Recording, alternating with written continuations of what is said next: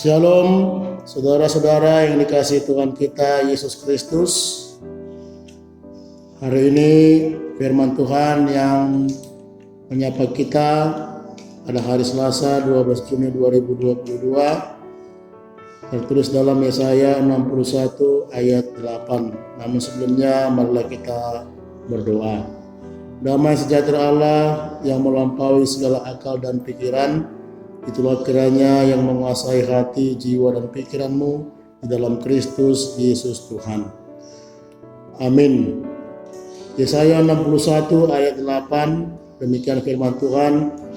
Sebab aku Tuhan mencintai hukum dan membenci perampasan dan kecurangan.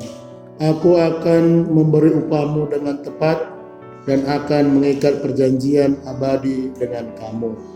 Demikianlah firman Tuhan. Kabar baik dari Tuhan. Saudara-saudara yang dikasihi Tuhan Yesus Kristus, bagaimana respon kita ketika mendengar kabar baik?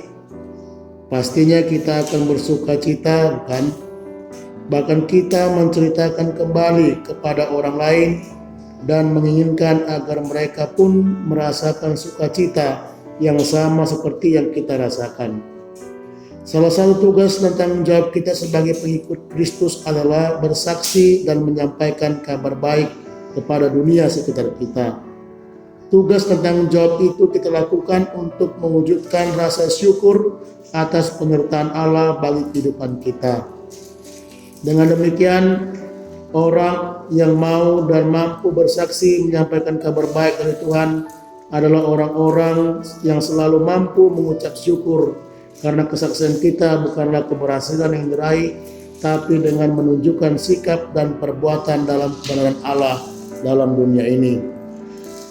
Melalui perantaraan Nabi Yesaya, Allah menyampaikan kabar baik kepada bangsa Yehuda. Tidak hanya membebaskan mereka dari pembuangan, tetapi juga memulihkan kehidupan mereka menjadi satu bangsa. Respon bangsa Yehuda ketika mendengar ini adalah mereka mengenakan pakaian pesta sebagai ganti kain kabung dan menyanyikan puji-pujian sebagai ganti semangat mereka yang pudar, supaya orang menyebut mereka pohon terbantin kebenaran. Pohon terbantin merupakan pohon besar di Timur Tengah dengan akar yang kuat.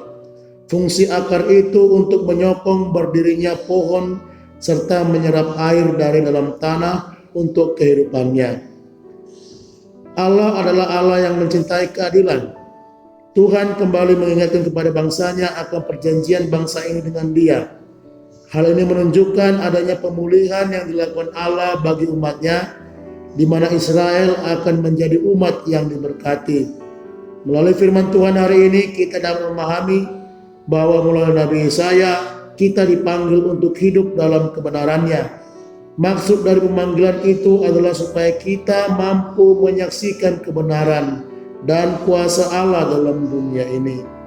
Menyaksikan bahwa Allah akan memberikan perubahan hidup yang mendatangkan damai sejahtera karena Allah benar-benar menepati janjinya.